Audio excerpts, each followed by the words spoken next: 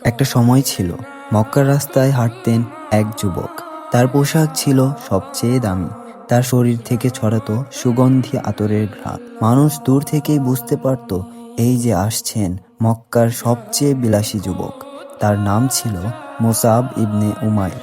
তার মা ছিলেন খুব ধনী এবং প্রভাবশালী। তার জীবনে কোনো কিছুর অভাব ছিল না। কিন্তু একদিন তার জীবনে এমন কিছু ঘটল যা সবকিছু বদলে দিল। মক্কার একটি গোপন ঘর, সেখানে বসে ইসলাম শিক্ষা দিচ্ছেন মুহাম্মদ সাল্লাল্লাহু আলাইহি ওয়াসাল্লাম। মুসআব চুপচাপ সেই ঘরে ঢুকে পড়লেন। তিনি শুনলেন কোরআনের তেলাওয়াত। আল্লাহর বাণী তার হৃদয়কে নাড়া দিল। তার চোখ ভিজে গেল। আর সেই দিনই তিনি গোপনে ইসলাম গ্রহণ করলেন।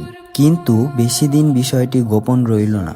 একদিন তার মা জানতে পারলেন মুসআব ইসলাম গ্রহণ করেছেন। তার মা প্রচণ্ড রেগে গেলেন এবং তাকে বললেন, তুমি কি আমাদের ধর্ম ছেড়ে দিয়েছ? তারপর তাকে ঘরের ভিতর বন্দি করে রাখা হলো। তার সব সম্পদ কেড়ে নেওয়া হলো। দামি পোশাক নেই, সুগন্ধি নেই, আরাম নেই, কিন্তু তার হৃদয়ে ছিল ঈমান। তিনি শুধু বললেন, আমি আল্লাহ এবং তার রাসূলকে ছেড়ে দেব না। মায়ের সাথে তিনি চলে গেলেন মদিনায়। রাসূল সাল্লাল্লাহু আলাইহি ওয়াসাল্লাম তাকে একটি বড় দায়িত্ব দিলেন, মদিনার মানুষদের ইসলাম শেখানো। তিনি ঘরে ঘরে গিয়ে কোরআন শিক্ষা দিতেন। তার সুন্দর আচরণ আর কোরআনের দাওয়াতে অনেক মানুষ ইসলাম গ্রহণ করল। তার মাধ্যমেই ইসলাম গ্রহণ করেছিলেন সাদ ইবনে মুআজ রাদিয়াল্লাহু আনহু। আর তার ইসলাম গ্রহণের পর পুরো গোত্র মুসলিম হয়ে যায়। এভাবেই মুসআব হয়ে ওঠে ইসলামের প্রথম রাষ্ট্রদূত। তারপর শুরু হলো উহুদের যুদ্ধ। উহুদ পাহাড়ের পদদেশে শুরু হলো ভয়ঙ্কর যুদ্ধ। মুসআব হাতে ইসলামের পতাকা নিয়ে দাঁড়িয়ে আছেন। শত্রুরা তাকে ঘিরে ফেলল। এক আঘাতে তার একটি হাত কেটে গেল। তিনি অন্য হাতে পতাকা ধরলেন। আরেক আঘাতে সেই হাতও কেটে গেল।